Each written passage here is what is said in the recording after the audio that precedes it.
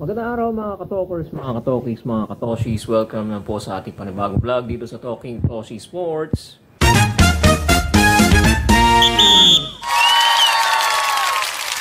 Alright, i-discuss natin by detail or in details etong mangyayaring FIBA World Cup Asian Qualifiers sa 2027 na magaganap sa 2027 yung World Cup, Siyempre may mga regional qualifying tournaments po yan mga kababayan.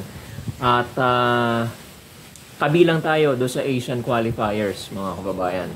So talakayin natin in details magmula dito sa first window hanggang sa mga susunod na mga windows, ano mga gagawin, ano ang mga qualifications, paano maka-qualify do sa next rounds, etc. etc. Discuss po natin mga kababayan. Ito na po, simulan na po natin ang pagtalakay dito sa magiging format or sistema dito sa FIBA World Cup Asian Qualifiers mga kababayan. Ito na po. Okay, simulan na natin ang pag-discuss dito sa tournament format ng FIBA Basketball World Cup na gaganapin dito sa Qatar. Sa 2027 pa yan mga kababayan. Dahil bago yan, kailangan muna mag-qualify itong mga teams galing sa iba't ibang rehiyon ng mundo. Isa na nga dyan ng Asia, no? So meron tayong tinatawag na FIBA World Cup Asian Qualifiers. At yan ang didiscuss natin ngayong araw na ito. So let's start. Okay, may graphics tayo ngayon dito, no? Okay, so yung ating Asian qualifiers for the World Cup, dalawang rounds po yan. And ultimately, yung pinakahuli, yung ultimate round, virtually third round yan. Pero actually, yan na yung World Cup, sa 2027. That would be the culminating event. Okay? Pero dito sa Asian qualifiers, dalawang rounds po siya, mga kababayan. At merong 6 na windows. Okay? So sa first round, merong window for November 2025, which is yan na nga yung ngayon, Next year, 2026, February, and then you have also July 2026. A total of 16 teams. Saan po galing yung 16 teams na yan? Yan pong 16 teams na yan ay galing po, o yan yung mga nag-qualify, o yung mga nag-qualify or nanalo, no? Nag-qualify dito sa FIBA Asia Cup. Okay, kung natatandaan niyo, yung nakalaban natin yung Saudi Arabia, no? Yung mga lumahok doon sa FIBA Asia Cup, okay? Sila rin ang kasama rito sa Asian qualifiers. Okay? So total of 16 teams po 'yan, mga kababayan. Okay? So you have sino-sino yung mga yan, Let's just have a rundown, You have Australia, China, Chinese Taipei, Guam, India, Iran, Iraq, Japan, Jordan, South Korea, Lebanon, New Zealand, Philippines, Qatar, Kingdom of Saudi Arabia, and you have the last but not the least, Syria. Okay, yan ang 16 na kupunan na maglalaban-laban. At igugrupo muna yan, mga kababayan. Nagrupo na yan. Nagkaroon na nga ng draw, no? Okay, yan 16 na teams na yan. At ang ating mga kagrupo dyan, nasa Group A po tayo. Sa mga hindi pa nakakaalam, ang mga kagrupo po natin dyan, Australia, New Zealand, tsaka Guam.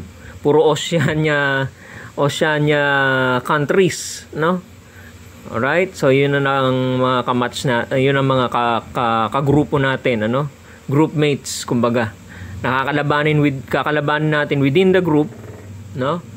And then later on magkakaroon ngayon ng ng bubuo ng panibagong group, which I'll discuss later, Okay.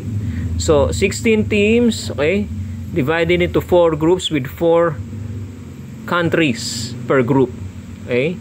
So 16, Alright, so after nung first round, which is July 2026, didetermine yung 12 teams na magko-qualify for the second round, Yung last 3 windows, Paano nila kukunin yon? Kukunin nila yung, teka ha, ayan, top 3 from each group. Okay? So, from 16 down to 12. Okay? Yan. Alright. So, top 3 from each group. Okay? Yan. Okay.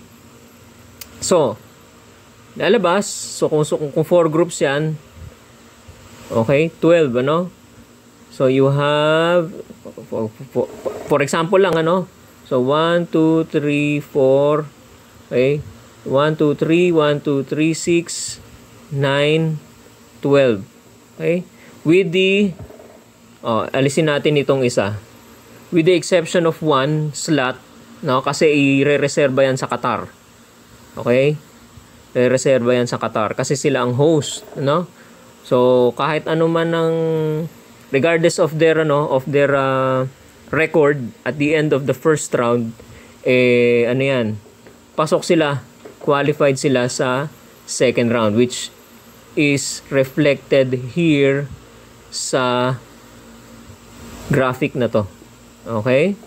So, top 3 from each group. Yung kung saan nakabilang si Qatar, kasama na siya doon. So, dalawa lang kukunin doon sa grupo nila. Okay? Para maging 12. Okay. So,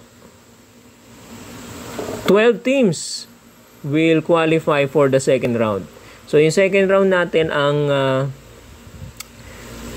mga window dates nila, yung dates ng, well, this is 4th, 5th, and 6th window, August 2026, November, and March 2027. Okay? So, 12 teams. Yung 12 teams, bubuo ng panibagong 2 teams. Okay? So, yung Group A, top 3, mag-i-combine doon sa top 3 ng Group C. Okay? Teka ha.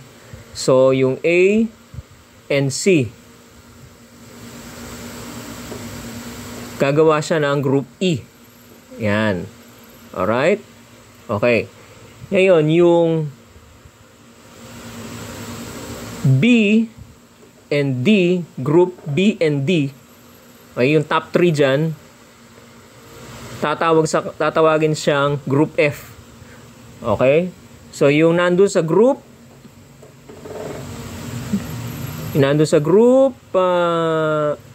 E, nasa Group E and F, no? Yung mga member teams dyan, maglalaban-laban. Okay? So, Group E and F. Medyo hindi lang maganda yung sulat nito. Okay. Anyway. Pagkatapos nitong second round, okay, 7 Asian teams plus the host Qatar qualify for the FIBA Basketball World Cup 2027. So, 7 lang ang kukunin. Including na, kasama na doon sa 7 ang Qatar. So, 6. Okay? So, 6 ang kukunin. Ilan to? Teka ha? 3. Okay. Di ba, 2 grupo yan. So, 6. 2 grupo, 6 per group. 6 countries per group. Kasi 12 eh. No? Okay. So, kukuha doon sa 6 ng 3. Okay. Oh, hello. Teka ha. Sandali. Yan. So, kukuha ng 6 doon sa 3. Kukuha ng 3 sa 6. I'm sorry. Kukuha ng 3 dun sa 6 sa Group A, Group E. Okay? Ganon din sa Group F. Kasama na dyan ang Qatar sa 3. Okay? Alright. Okay. Ngayon, 7 teams, papasok ngayon yan sa ayaw. Ayan, papasok ngayon yan sa World Cup. Okay? So, 3 from Group E, 3 from Group F. Okay? Ano po yun? 6 lang yan 3 plus 3 is 6. Okay. May isa pa.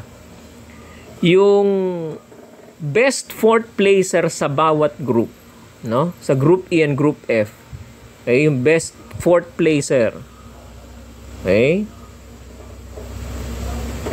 Best fourth place ay kukunin at sasama doon sa 7. Okay? So, magiging 7 siya. So, may 3 ka ngayong, ulitin natin. So, meron ka ngayong 3 from Group E, 3. From Group F, 3. Kasama na Qatar dyan. Okay? And then, plus 1 na best fourth place. So, 3, 3, and 1. So, 7. Okay? So, yan ang papasok ngayon dito sa World Cup 2027 sa Qatar, mga kababayan. Ganyan po ang mangyayari po dyan. Ngayon, paano ang dynamics ng record, no? Yung record ng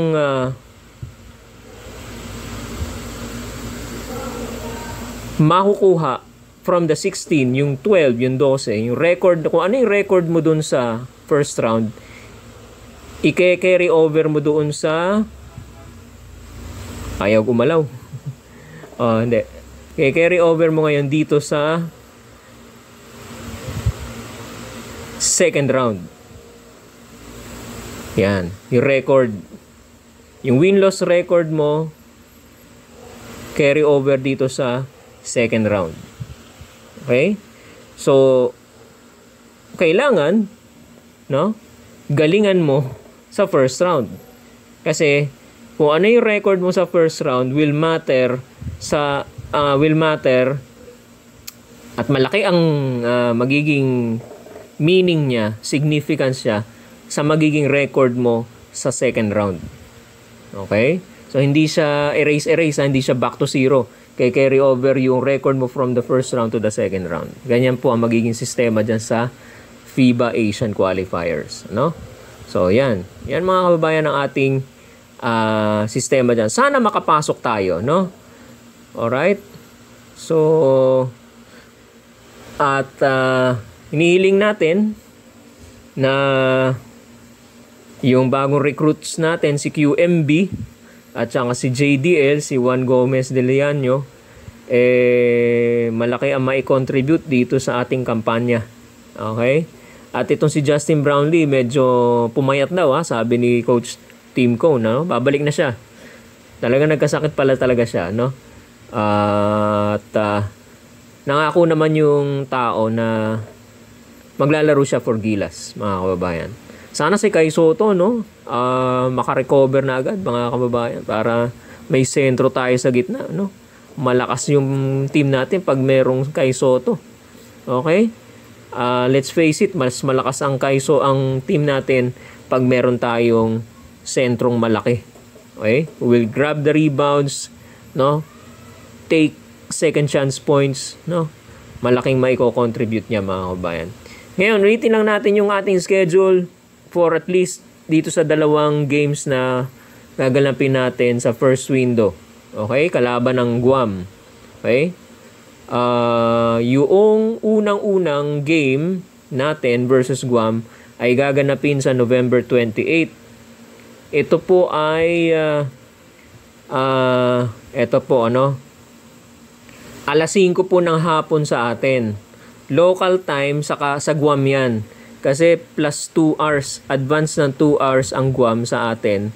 So, kung magsisimula sila ng alas 7 doon, okay, alas 5 yan sa atin.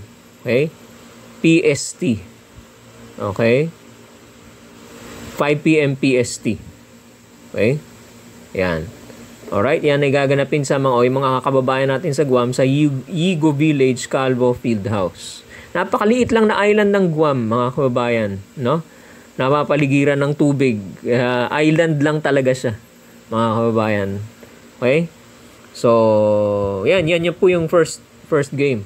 Now, yung second game against Guam ulit, home naman to. Ito kasi away game to, no? Ito home naman.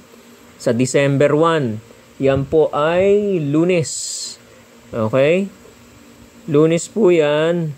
Gaganapin po yan sa Katipunan, sa Quezon City, sa Blue Eagle Gym. Sa Ateneo Blue Eagle Gym, yung bagong renovate doon. Ako, malamig doon, bago ang aircon, no? Alright? Sa Lunes po yan, December 1, ito, oras na natin to, 7:30 PM. Okay? So, bili na kayo ng ticket nyo, no? Punta kayo doon. Pero manonood ako syempre maite-televise naman yan no? Okay? So, Guam versus the Philippines. Jericho Cruz going up against CJ Perez and Junmar Fajardo. Okay? So, let's see. Alright. By the way, confirm si Calvin Oftana hindi maglalaro dahil may injury na iniinda. Okay? So, yan ang mga latest natin, mga kababayan. Alright? So, hanggang dito na muna siguro ang ating information vlog tungkol dito sa tournament system format na gagamitin sa FIBA World Cup Asian qualifiers, mga kababayan. Maraming salamat po at patuloy po ninyo suportahan ang ating YouTube channel, mga kababayan. Yung mga bagong pasok, wag ho kayong mahihiyang mag-subscribe. Talking Toshi Sports YouTube channel. Paki-like and follow na rin po ang ating Facebook page, Talking Toshi Sports. Maraming salamat po at magandang araw po sa inyo lahat.